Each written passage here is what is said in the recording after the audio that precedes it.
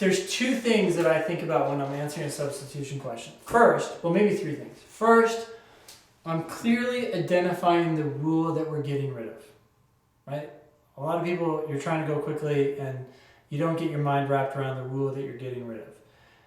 Sometimes I'll just circle it in my diagram. I'll be like, okay, that's the rule that's going.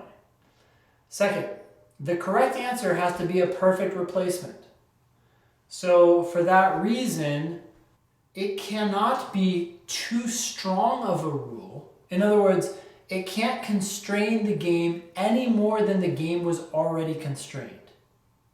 Right? So sometimes you can get rid of answer choices really fast because it's like L has to come before S. And you're like, well, yeah, that's nice, that's helpful, but there were cases where L came after S.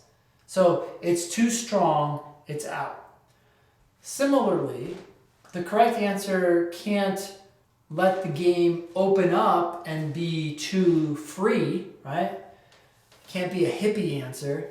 So it's some answers are obviously wrong because they constrain the game somewhat, but not enough. You're like, well, that's nice, but it still allows L to kind of float around here, and I need L to be in these last two slots. So the way I tend to look at these answer choices, I'm really looking for what's wrong. I'm looking at A and I'm saying, is this too strict or is this too forgiving? So in some ways it's easier to get rid of wrong answers in some of these harder ones than to choose the correct answer.